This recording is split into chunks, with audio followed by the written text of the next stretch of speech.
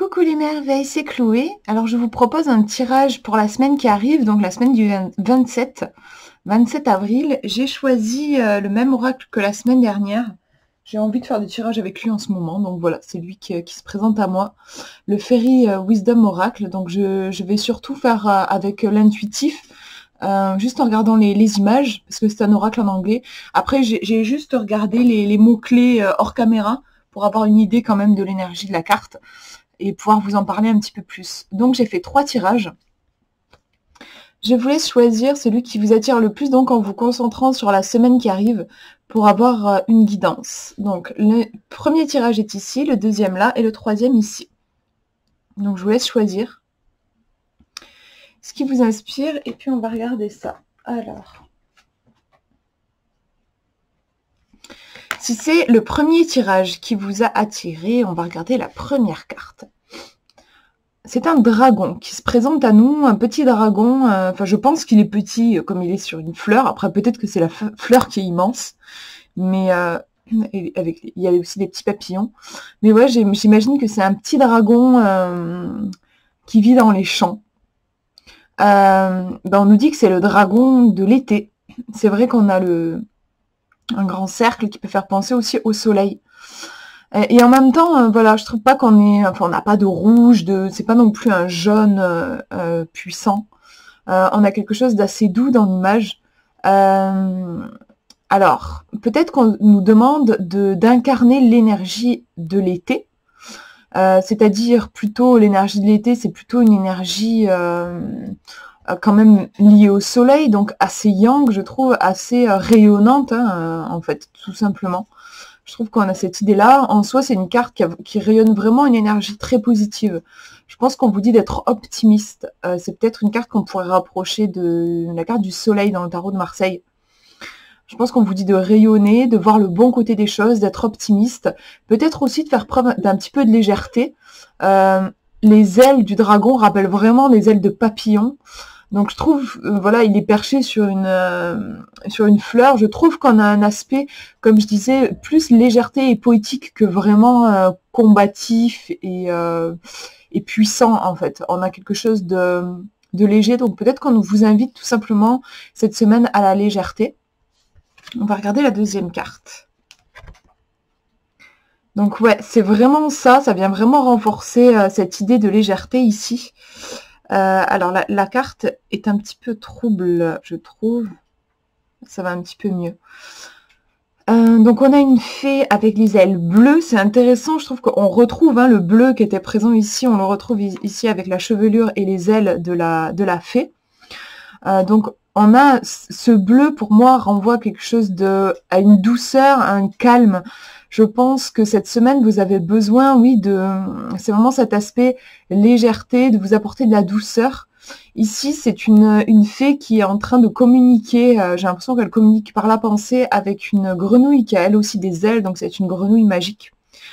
Cette carte, en fait, nous parle de l'enfant intérieur, du fait de se reconnecter à notre enfant intérieur. C'est vrai qu'on a ici la grenouille qui fait penser aux grenouilles dans les contes de fées. Donc cet aspect de l'enfance. En même temps, voilà, dans les contes, les grenouilles sont en fait des princes charmants. Donc on a cette idée en fait de retrouver la magie autour de nous, de voir au-delà des apparences et de se connecter au merveilleux que, voilà, en tant qu'enfant, on y avait vraiment accès. Souvenez-vous, voilà, quand vous étiez petit, tout était matière à... On pouvait jouer avec n'importe quoi, en fait, inventer des jeux avec tout ce qu'on avait autour de nous. Donc on a cette idée-là. En fait, je trouve que ce sont vraiment des cartes très sympas, très positives. Où en fait on vous dit, je trouve vraiment, de vous prendre peut-être un petit peu moins la tête et de vous reconnecter à la beauté tout autour de vous qui est bien présente pour qui veut bien la voir en fait. Il y a un petit côté aussi, l'essentiel est invisible pour les yeux, on ne voit bien qu'avec le cœur. Je trouve qu'il y a cette idée-là. Donc voilà, on conseille, reconnectez-vous à votre émerveillement, lâchez un peu le mental, prenez-vous moins la tête, en fait, détendez-vous. Voilà, je trouve qu'il y a ce côté légèreté dans les énergies aussi. Voilà pour ce premier tirage. On va regarder le deuxième maintenant. Première carte. Ici, on a une énergie qui est beaucoup plus forte. Voilà, c'est mieux comme ça. On a une énergie, ouais, très... En fait, c'est une carte qui nous parle du fait de poser ses limites. On a une fée qui est guerrière, clairement. Hein. Elle a une arme quand même. Et elle a une tenue aussi... même ses chaussures, on voit qu'elle a des pics. Elle a ici des trucs pour se protéger. Enfin, voilà, c'est une guerrière, clairement. Elle a les cheveux de la couleur du feu. Les ailes aussi qui rappellent les flammes. On pourrait presque penser que c'est une créature de l'enfer, d'ailleurs.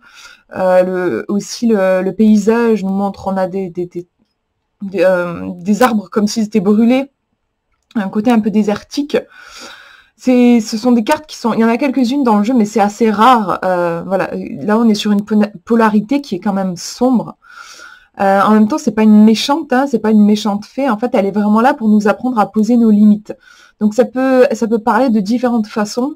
Ça peut nous dire attention de respecter, ça peut être les limites des autres. Cette semaine, attention de ne pas empiéter sur un territoire qui ne serait pas le vôtre. Savoir respecter les règles voilà, qui sont importantes pour les autres. Ça peut être par rapport à soi aussi.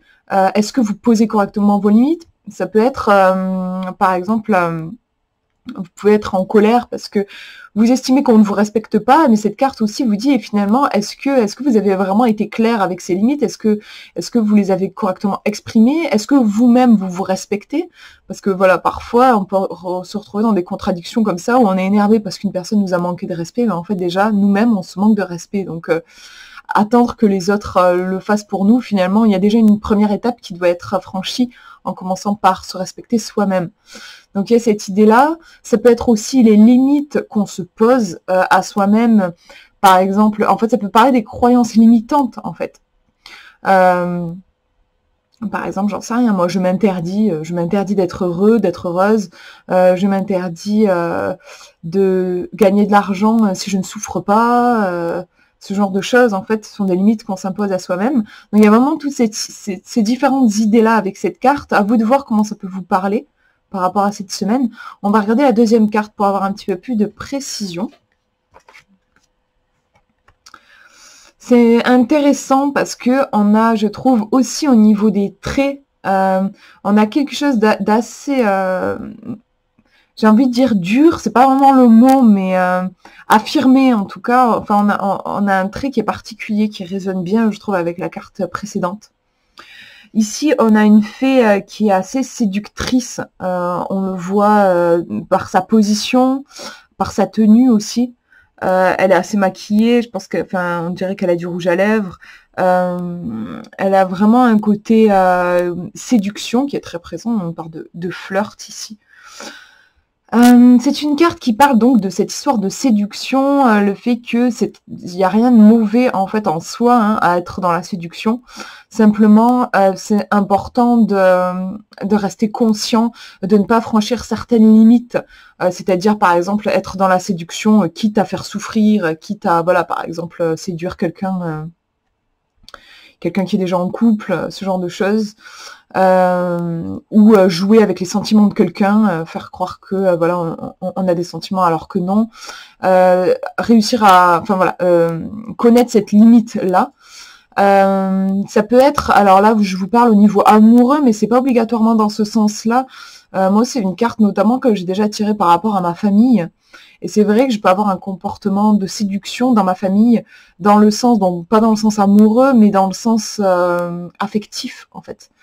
C'est une carte qui peut parler du fait qu'on cherche à se faire aimer, et pour ça on peut être prêt à tout, quitte à renier sa propre nature. Donc là aussi, ça met en garde. C'est vrai que c'est quand même une carte plutôt de mise en garde.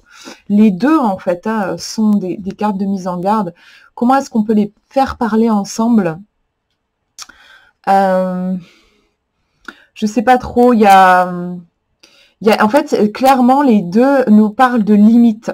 Cette semaine, il y a des limites qu'il va falloir considérer et prendre en compte. Si jamais vous les franchissez, vous risquez de faire souffrir peut-être d'autres personnes. Et de toute façon, quand on fait souffrir les autres, on se fait souffrir soi-même. Ce qu'on envoie aux autres, on le fait à soi-même. Ou après, ça peut toujours être psychologique, en fait, psychologiquement. Donc ça peut être juste dû à vous. Par exemple, vous ne vous respectez pas.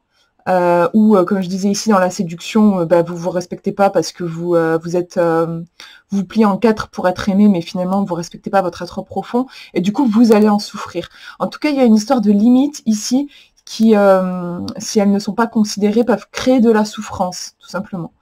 Donc en conseil, je vous dirais, faites attention, prêtez attention en fait à vos ressentis, à vos besoins, et je sais pas trop comment dire, ne vous dépassez pas vous-même. Je sais pas comment dire, il y a une notion de se laisser emporter. Parfois on se laisse emporter, comme si on était un petit peu hypnotisé par quelque chose par l'extérieur, et voilà, et on fait un petit peu n'importe quoi, et on casse des choses autour de nous et en soi aussi. Donc j'ai envie de dire, ralentissez cette semaine et vraiment connectez-vous à ce qui se passe à l'intérieur de vous, à votre cœur. Et de toute façon, voilà, quand on est connecté, on risque pas justement d'aller dans ces travers-là où en fait on est hors de soi. Voilà. En fait, c'est ça pour moi le point commun entre ces deux cartes, c'est que c'est cette histoire d'être hors de soi. Ici, hors de son territoire, et ici, hors de son corps, de ses ressentis, de ses valeurs aussi, en fait. Voilà. Au niveau de ce tirage. Il y a beaucoup de caractère hein, aussi, je trouve, chez ces deux femmes. C'est intéressant, je trouve. On va regarder donc le troisième tirage, première carte. On a une très belle fée, je trouve qu'elle a un côté assez lunaire. Moi, c'est ma couleur préférée, ce bleu un peu indigo, justement. J'adore, en fait, moi, c'est vraiment une couleur que je trouve extrêmement apaisante et qui rappelle aussi le troisième œil, un côté très intuitif. Elle a les cheveux blancs qui, pour moi, ça me rappelle la lune. En fait, il y a vraiment un côté comme ça. Elle tient une perle dans ses mains, assez proche de son cœur. Et ouais, c'est la fée bleue.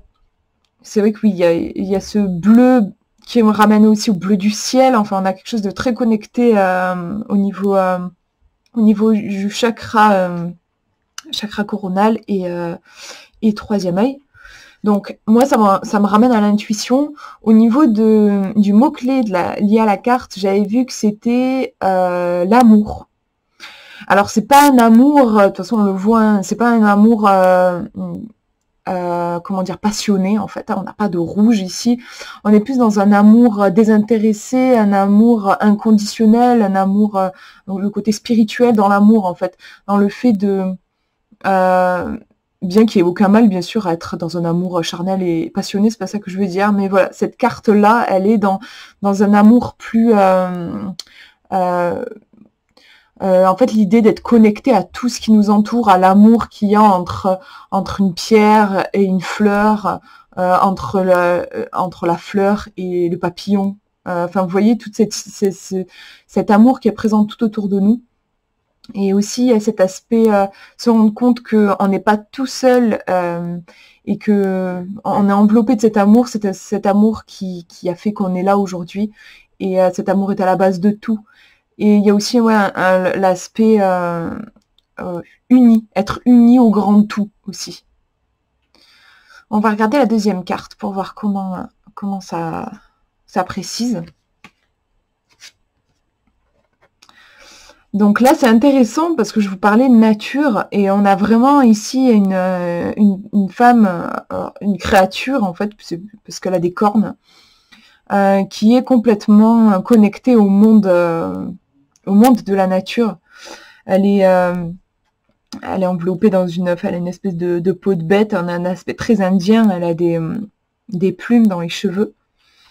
Et on en retrouve ici. Derrière, on a les rochers, on a beaucoup de couleurs de terre ici. Donc moi, ça me renvoie pas mal à l'ancrage. Quelque chose de sauvage, ici on nous dit. Dans les mots-clés, ce que j'ai vu, c'était le changement.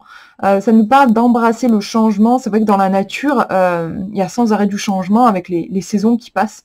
Donc, il y a cette idée, en fait, de se reconnecter au cycle naturel des choses dans cette carte.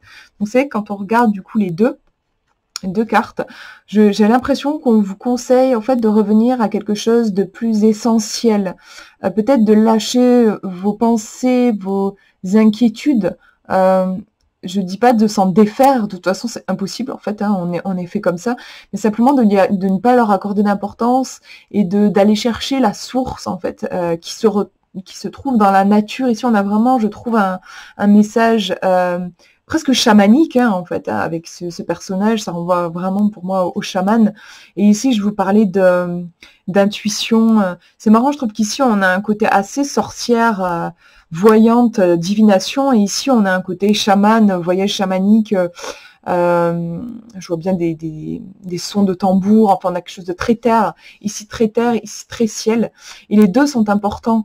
En fait, on peut ressentir la connexion à la fois à travers notre troisième œil, en utilisant les cartes, en suivant nos ressentis, en écoutant nos rêves, et ici on va avoir un côté très incarné, de rapport à la terre. Moi ça me fait penser au fait aussi de marcher pieds nus, en plus là il fait beau, donc c'est le bon moment. Enfin moi j'adore quand l'herbe est bien verte, poser mes pieds par terre. Pieds nus, c'est super agréable.